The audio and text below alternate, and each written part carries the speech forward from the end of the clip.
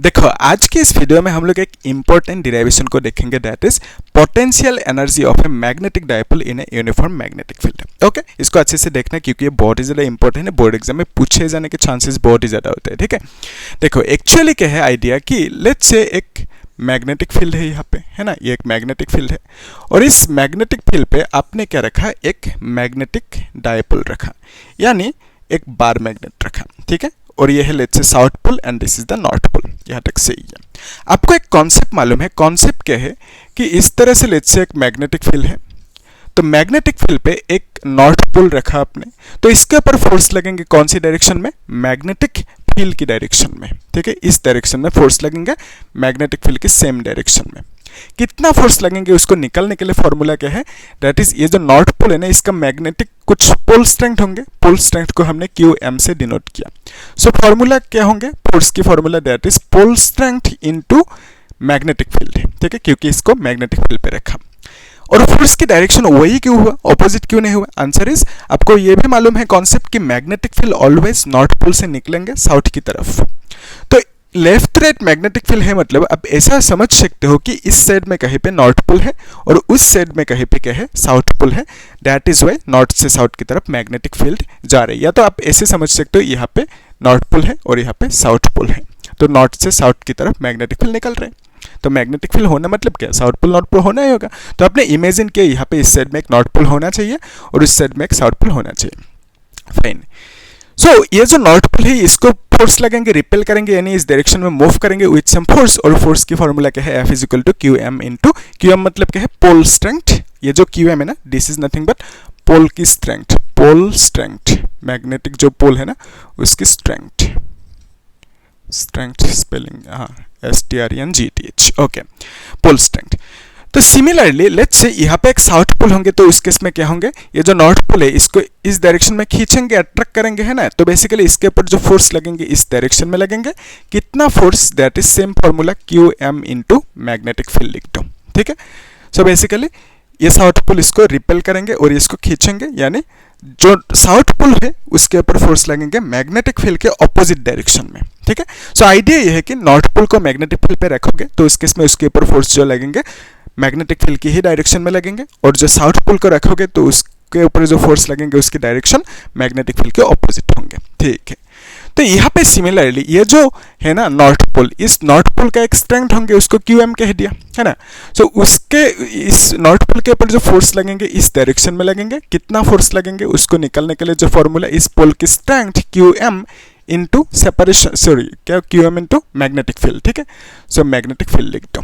ठीक है, अभी देखो ये जो है ना पोल, इस साउथ पोल के ऊपर भी फोर्स लगेंगे, कौन सी डायरेक्शन में, इस डायरेक्शन में। ठीक है, कितना फोर्स लगेंगे, दैट इज सेम, इस पोल की स्ट्रेंथ QM ही होंगे और यहाँ पे B लिख दो। ठीक है, सेम मैग्नेट की पोल, सेम स्ट्रेंथ होंगे, पोल स्ट्रेंथ, है ना। तो बेसिकली इन दोनों फोर्सेस की वजह से क्या होंगे, इसके ऊपर एक टॉर्क लगेंगे, यानी ये रोटेट करने लगेंगे। ठीक है, ये पहले ऐसे था, अभी ये इस तरह से रोटेट करने लगेंगे। ये सब हमने लास्ट क्लास में देखा था, है ना। अभी हम लोग रिकैप कर रहे हैं क्योंकि इसको डिराइव करने के लिए चाहिए। ठीक है, तो बेसिकली यहाँ पे जब रोटेट करेंगे ये, तो कुछ टॉर्क लग रहा है।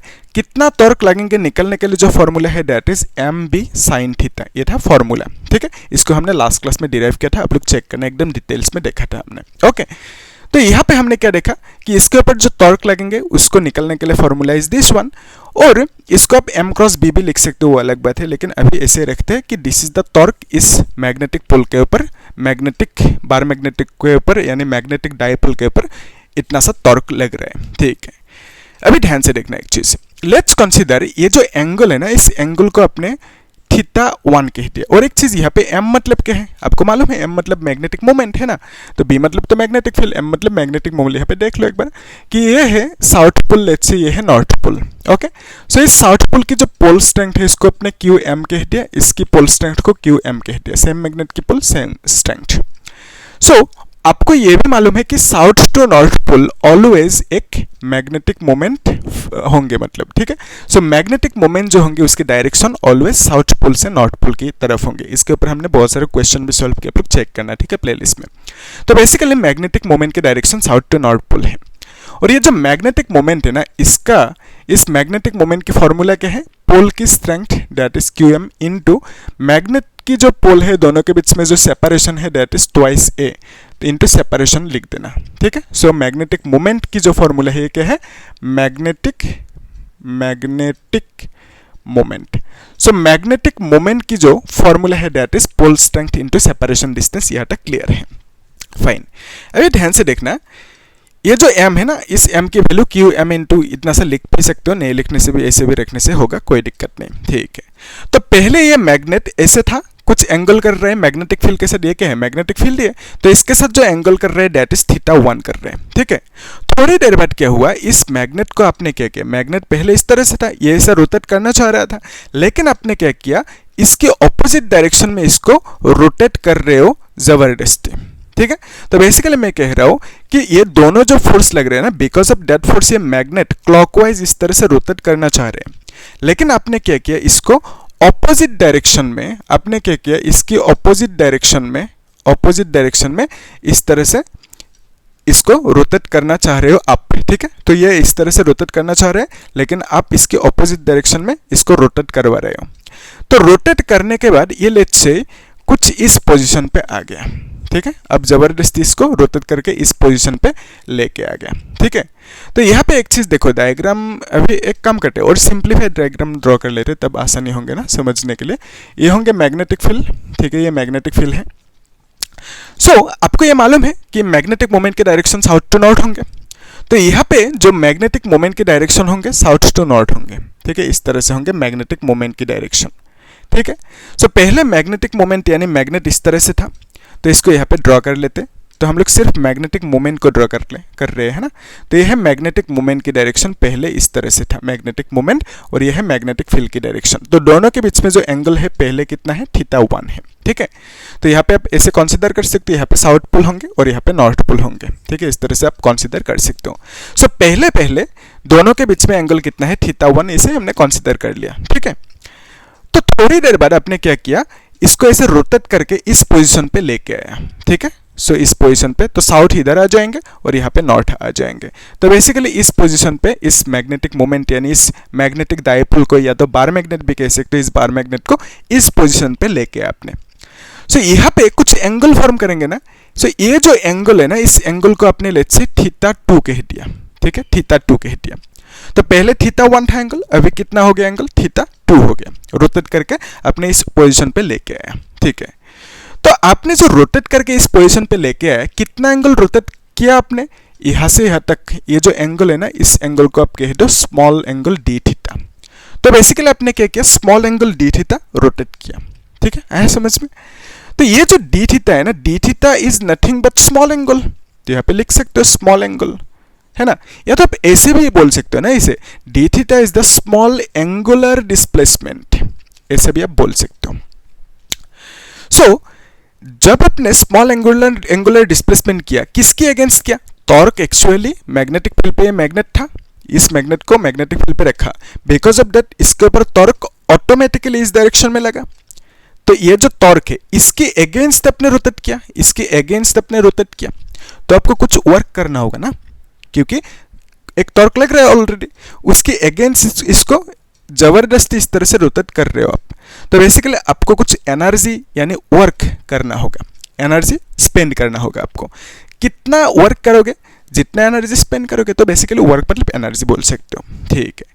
तो यहाँ पे जो dθ डिस्प्लेसमेंट किया, बिकॉज ऑफ दैट कुछ वर्क करोगे, उस वर्क को आप कह दिया स्मॉल वर्क, ठीक है। तो अब dθ डिस्प्लेसमेंट किया, बिकॉज ऑफ दैट जो वर्क किया उस वर्क को आप बोलोगे स्मॉल वर्क dw, ठीक है। सो dw is nothing but small work, ठीक है। ये स्मॉल वर्क कब किया, जब आपने डिस्प्लेस किया, तो लिख सकते हो small work in displacing the magnet और बार मैग्नेट और मैग्नेटिक डायपोल कह दो, जो भी कहना है, मैग्नेटिक कह दिया मैंने, displacing the magnet by a small angle dθ, ठीक है। सो dθ एंगल डिस्प्लेसमेंट करने के लिए जितना भी वर्क किया उसको आपने कह दिया that is dw small work, ठीक है, यहाँ तक। सो ये जो dw है ना, dw मतलब क्या है, वर्क है, तो वर्क की फॉर्मूला क्या है, फोर्स इनटू डिस्प्लेसमेंट। तो यहाँ पे जो डिस्प्लेसमेंट किया आपने, कौन सी डिस्प्लेसमेंट किया, एंगुलर डिस्प्लेसमेंट। तो इस केस के लिए जो फोर्स लिखोगे ना वो एंगुलर फोर्स लिखना होगा। That angular force is nothing but torque, ठीक है, टॉर्क इनटू एंगुलर डिस्प्लेसमेंट लिखना होगा, ठीक है। तो basically D theta is the angular displacement, तो जब भी एंगुलर डिस्प्लेसमेंट करोगे तो आपको एंगुलर टॉर्क लिखना होगा, मतलब एंगुलर फोर्स लिखना होगा। जैसे फॉर एग्जांपल ये एक ऑब्जेक्ट है, यहाँ से यहाँ तक डिस्प्लेस किया, ये है लीनियर डिस्प्लेसमेंट x कह दिया, फोर्स लगाया कुछ लीनियर फोर्स F। तो जब आप वर्क की फॉर्मूला लीनियर डिस्प्लेसमेंट लिखोगे तो इस केस में फोर्स को लीनियर फोर्स लिखना होगा, ठीक है। सो यहाँ पे हमने एंगुलर डिस्प्लेसमेंट किया D theta, because of that angular force लिखना होगा, जिसे आप क्या कहते हो, टॉर्क कहते हो, एंगुलर फोर्स, है ना। तो बेसिकली इतना सा फॉर्मूला मिला। तो अगर हम इस dw को इंटीग्रेट करें तब हमें क्या मिलेंगे, अगर हम इस dw को इंटीग्रेट करेंगे तब हमें क्या मिलेंगे, एक्चुअली तब हमें टोटल वर्क मिलेंगे। क्यों, ध्यान से देखना। पहले आपने थोड़ा सा dw ऐसे एंगुलर डिस्प्लेसमेंट किया, कुछ वर्क किया, कितना वर्क, dw स्मॉल वर्क। तो डी थीटा जब डिस्प्लेसमेंट किया आपने कुछ वर्क किया small work, that is dw। फिर से डी थीटा डिस्प्लेसमेंट करोगे, फिर छोटे छोटे इस तरह से डी थीटा डिस्प्लेसमेंट करते जाओगे, तो आपको जितना भी डी थीटा यहाँ पे मिलेंगे उतना ही यहाँ पे dw भी मिलेंगे। यानी आप कह सकते हो जितना आप यहाँ पे स्मॉल डिस्प्लेसमेंट करोगे उतना आपको स्मॉल वर्क मिलेंगे, ठीक है। तो मतलब स्मॉल डिस्प्लेसमेंट डी थीटा इस तरह से बहुत सारा डी थीटा डिस्प्लेसमेंट करोगे तो आपको बहुत सारा dw स्मॉल वर्क करना होगा। तो कितना स्मॉल वर्क किया यहाँ पे, टोटल स्मॉल वर्क जो होंगे उसको निकालने के लिए आप क्या करोगे, एक स्मॉल वर्क dw को इंटीग्रेट करोगे तब आपको क्या मिलेंगे, टोटल वर्क मिलेंगे, ठीक है। तो बेसिकली टोटल वर्क मतलब क्या बोलोगे, स्मॉल वर्क की इंटीग्रेशन, यानी आप कह सकते हो dw मतलब क्या मिला, ताऊ डी थीटा मिला, ठीक है। और यहाँ पे आप क्या लिखोगे, इंटीग्रेशन जो करोगे ना यहाँ पे किससे कहाँ से कहाँ तक करोगे, उसके लिए यहाँ पे मैं दिखा देता हूँ। ऐसे समझो कि ये जो वर्क है ना, इस वर्क की वैल्यू आपको कितना मिला, वर्क इक्वल टू आपको कितना मिला, ताऊ डी थीटा, ठीक है। सो ये जो ताऊ है ना, ताऊ की वैल्यू आप लिख सकते हो, ताऊ मतलब टॉर्क की वैल्यू आप एम बी साइन थीटा लिख सकते हो। तो यहाँ पे टॉर्क की जगह पे आप क्या लिखोगे, एम बी साइन थीटा। तो यहाँ पे हम लोग एम बी साइन थीटा लिख देते हैं और यहाँ पे डी थीटा साथ में लिखना होगा, ठीक है। ताऊ की जगह पे हमने एम बी साइन थीटा लिखा और यहाँ पे डी थीटा लिख दिया। सो एम मतलब क्या है, मैग्नेटिक मोमेंट है। So magnetic moment is a constant quantity, क्योंकि यहाँ पे मैग्नेट को चेंज नहीं किया तो मैग्नेटिक मोमेंट भी चेंज नहीं होंगे, तो मैग्नेटिक मोमेंट कांस्टेंट रहेंगे। सो मैग्नेटिक मोमेंट को आपने बाहर लेके आया क्योंकि कांस्टेंट है, वही रूल है। और ये जो बी है ना, मैग्नेटिक फील्ड, उसको भी बाहर लेके आ सकते हो क्योंकि मैग्नेटिक फील्ड को भी आपने चेंज नहीं किया, कांस्टेंट ही है।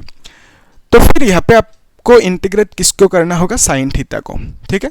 तो बेसिकली आप एंगल को इंटीग्रेट कर रहे हो, थीटा को मतलब एंगल को इंटीग्रेट कर रहे हो।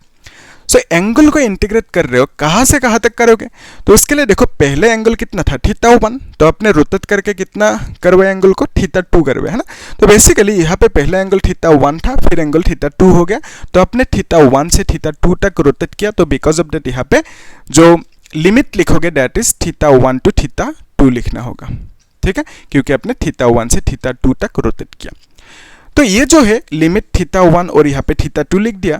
तो सिमिलरली यहाँ पे आप इसको इंटीग्रेट करके क्या लिख सकते हो, साइन थीटा की इंटीग्रेशन क्या होता है, that is minus cos theta, मालूम है आपको ये, है ना। तो साइन थीटा की इंटीग्रेशन माइनस कॉस थीटा, और यहाँ पे क्या लगाओगे, लिमिट θ1 और यहाँ पे θ2 लिख दो, ठीक है।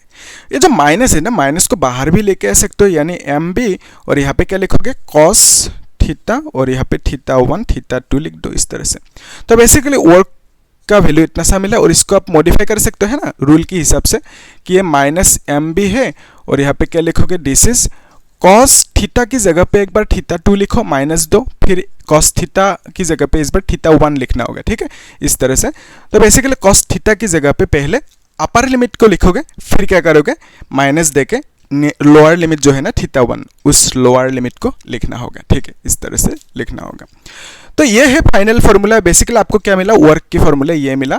और यहाँ पे ये जो माइनस है ना, माइनस को इनसाइड रखोगे तो मैं कह रहा हूँ, तो आपको क्या मिला, वर्क की फार्मूला इतना सा मिला। अगर हम माइनस को इनसाइड रखें तो क्या होंगे, उस केस में आप लिख सकते हो work is equal to M B cos θ1 minus cos θ2, ऐसा भी लिख सकता हूँ, ठीक है। बुक में ऐसा मिल सकता है, मतलब कॉन्फ्यूज नहीं होना। माइनस को अंदर इनसाइड लिखोगे तो ये माइनस माइनस प्लस होंगे ना, तो प्लस कॉस θ1 होंगे और यहाँ पे माइनस कॉस θ2 होंगे, वही लिखा, ठीक है। या तो ऐसे भी डायरेक्ट लिख सकते हो। अभी ध्यान से देखना, लास्ट स्टेप ये है कि ये जो वर्क है ना, इस वर्क को आप बोलोगे पोटेंशियल एनर्जी। क्यों? वर्क मतलब एनर्जी होता है। एक्चुअल आइडिया क्या है, देखो पहले मैग्नेट यहाँ पे था तो ये रोटेट कर रहा था इस तरह से, तो आपने क्या किया, जबरदस्ती इसको ऑपोजिट डायरेक्शन में रोटेट करवाया, है ना।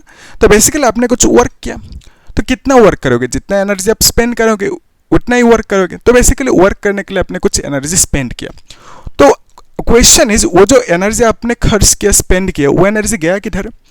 वो energy as a potential energy of this dipole store होंगे, ठीक है।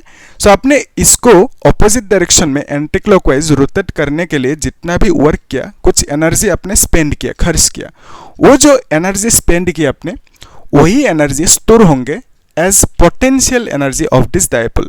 यानी आपने जितना भी वर्क किया उतना एनर्जी, उतना वर्क यहाँ पे स्टोर हो गया एज पोटेंशियल एनर्जी। ओके, तो बेसिकली वर्क जितना किया उसको आप potential energy of the dipole कह सकते हो, ठीक है। जितना वर्क किया उतना ही एनर्जी पोटेंशियल एनर्जी के हिसाब से यहाँ पे स्टोर होंगे। तो बेसिकली आपने जितना वर्क किया that is W is equal to this much, उसी को आप क्या कह सकते हो, potential energy of this magnetic dipole, ठीक है, ऐसे आप कह सकते हो।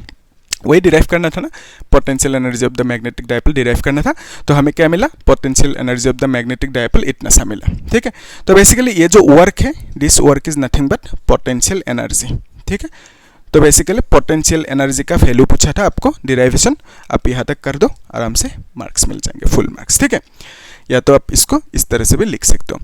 तो अभी हम लोग एक लास्ट जो न्यूमेरिकल सॉल्व करने के लिए काम आएंगे उसको देख लेते हैं कि मतलब एंगल की वैल्यू क्या होने से मैक्सिमम पोटेंशियल एनर्जी मिलेंगे, है ना। एंगल की वैल्यू, थीटा की वैल्यू अगर 0 होंगे तो कौन सी मैक्सिमम या मिनिमम मिलेंगे पोटेंशियल एनर्जी, कब मिलेंगे उसको देख लेते हैं, ठीक है। सो उसके लिए एक काम करते हैं, इसको मिटा दूँ, एक काम करते हैं इसको मिटा देते हैं अभी, है ना। तो बेसिकली पोटेंशियल एनर्जी का फॉर्मूला ये भी लिख सकते हो, ये भी लिख सकते हो, कोई दिक्कत नहीं। तो हम लोग इसे कंसीडर कर रहे हैं, लेट्स से इसको हम लोग मिटा रहे हैं, ठीक है। तो ऐसे समझो कि ये जो डायग्राम है ना, पहले पहले लेट्स से यहाँ पे ये मैग्नेटिक फील्ड है, तो मैग्नेटिक फील्ड है इस तरह से। तो एट द बिगिनिंग ये है मैग्नेटिक फील्ड, तो पहले लेट्स से ये जो मैग्नेट है ना इस तरह से, ठीक है, इस तरह से हमने रखा लेट्स से, ये है साउथ, ये है नॉर्थ। तो मैग्नेटिक मोमेंट की डायरेक्शन कौन सी होंगे, साउथ टू नॉर्थ होंगी, ये आपको मालूम है मैग्नेटिक मोमेंट की डायरेक्शन। तो यहाँ पे देख सकते हो आप, ये जो मैग्नेटिक मोमेंट है ना, मैग्नेटिक फील्ड के साथ कितना एंगल कर रहे हैं, दैट इज 90। तो पहले मैग्नेट इस तरह से था, और पहले जो ये मैग्नेट एंगल कर रहे हैं मैग्नेटिक फील्ड के साथ, उसको हमने θ1 कह दिया। तो इस केस में जब मैग्नेट इस तरह से होंगे, θ1 की वैल्यू कितना होंगे, दैट इज 90 होंगे। तो यहाँ पे θ1 की वैल्यू कितना होंगे, 90 होंगे, ये कॉन्फर्म है। थोड़ी देर बाद आपने क्या किया, इसको रोटेट करके कुछ इस तरह की पोजिशन पे लेके आया इसको। तो इस केस में जो नया एंगल बनेंगे उसको आपने θ2 कह दिया, जो नया एंगल बनेंगे उसको आपने θ2 कह दिया, ठीक है, θ2 फाइन। तो पहले θ1 को हमने कंसीडर किया 90, मतलब मैग्नेट को इस तरह से परपेंडिकुलर कंसीडर किया, ठीक है। तो θ1 की वैल्यू 90, फिर आपने रोटेट किया, है ना। तो आपने जो रोटेट करके यहाँ तक लेके आए, तो बेसिकली नया एंगल जो होंगे उसको θ2 कह दिया। अभी ध्यान से देखना, जो ये पोटेंशियल एनर्जी है ना, पोटेंशियल एनर्जी का सिंबल क्या होता है मालूम है, ये जो पोटेंशियल एनर्जी इसका सिंबल कैपिटल यू लिखते हैं, वो उसको मतलब यू लिख सकते हो, कोई दिक्कत नहीं, पी लिख देना अच्छा लगता है, पी है ना पोटेंशियल एनर्जी। तो बेसिकली पोटेंशियल एनर्जी का फॉर्मूला कितना मिला, mb cos θ2 माइनस cos θ1, ये है पोटेंशियल एनर्जी का फॉर्मूला। तो पहले एंगल को हमने अभी कंसीडर किया θ1 की वैल्यू 90, तो यहाँ पे θ1 की वैल्यू 90 लिख दो, ठीक है, 90 लिख दिया। तो cos 90 की वैल्यू कितना होता है, 0 होते हैं। तो यहाँ पे आप लिखो mb cos θ2, ठीक है, इस तरह से लिखो। सो पोटेंशियल एनर्जी का और एक फॉर्मूला मिला, ये कब मिला, जब पहले एंगल θ1 की वैल्यू 90 होंगे, ठीक है, यानी परपेंडिकुलरली रहेंगे मैग्नेटिक फील्ड के साथ, ठीक है। तो इस केस में देखो एक्चुअली यहाँ पे 2 थीटा है, बिकॉज ऑफ दैट हमने एक का नाम θ1 एक का नाम θ2 दिया सेपरेट करने के लिए। लेकिन इसमें इस फॉर्मूला में तो एक ही थीटा है, बिकॉज ऑफ दैट इसको θ2 ना कह के सिर्फ थीटा कह सकते हो, ठीक है। किससे ये कंपेयर कर रहे हो, यहाँ पे कुछ नहीं है ना। तो बेसिकली यहाँ पे 2 एंगल है, बिकॉज ऑफ दैट कंपेयर करने के लिए हमने θ1 θ2 कह दिया, यहाँ पे एक ही है, बिकॉज ऑफ दैट थीटा कह दो, कोई दिक्कत नहीं। सो बेसिकली पोटेंशियल एनर्जी का ये फॉर्मूला मिला। अभी ध्यान से देखना, ये जो थीटा है ना, theta is the angle between M and B के बीच में जो एंगल होंगे उसको आप थीटा कह सकते हो, ठीक है।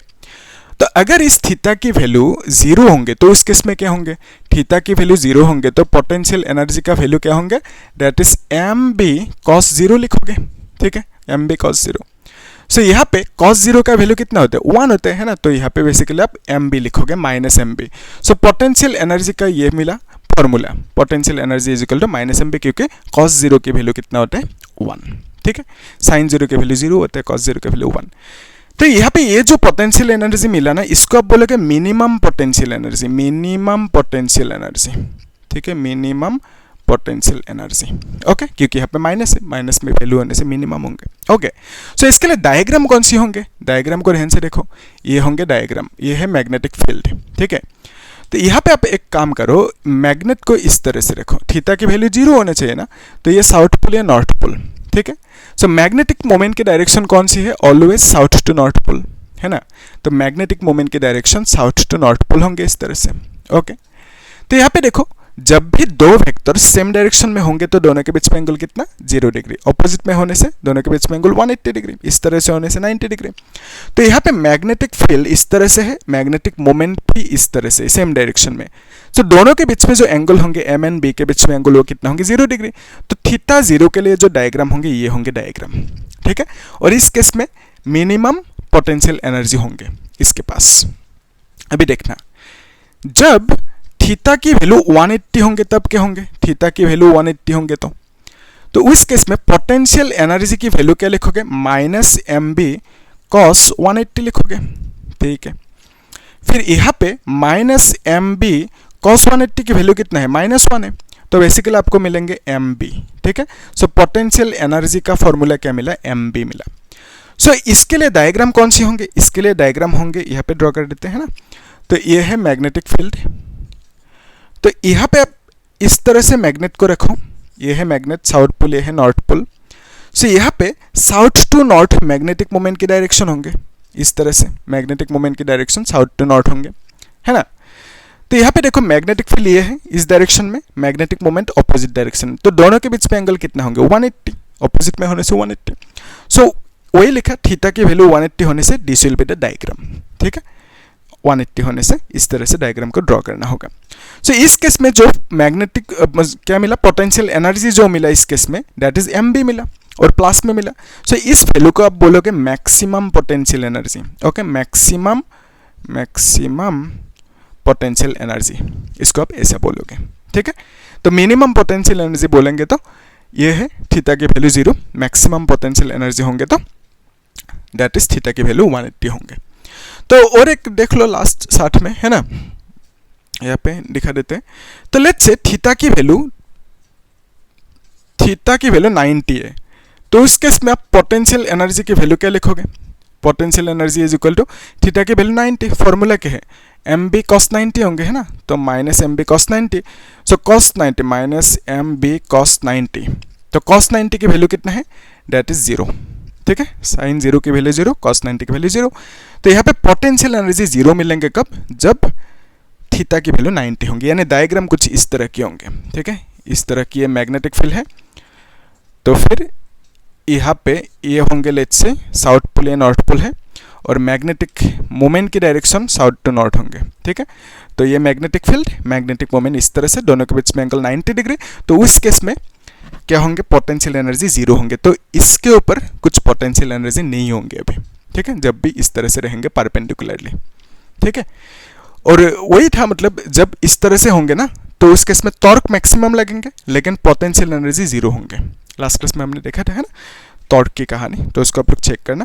इतना ये कॉन्सेप्ट, बाकी कुछ और है नहीं। हम लोग एक काम करेंगे, नेक्स्ट क्लास में इसको अच्छे से नोट करके रखो आप लोग, ठीक है, और प्रैक्टिस करना 1-2 बार। फिर हम लोग नेक्स्ट क्लास में कुछ क्वेश्चन सॉल्व करेंगे, है ना, बोर्ड एग्जाम की JEE नीट की PY को सॉल्व करेंगे, तब आराम से पूरा कहानी क्लियर होंगे, ठीक है। और आप लोग कुछ डाउट है तो पूछना मुझे कमेंट में, और क्या करना, आप लोग चैनल को सब्सक्राइब करके रखना, ठीक है, और लाइक करना, और कुछ डाउट है तो पूछना होगा, और शेयर भी कर देना, ठीक है। Thank you.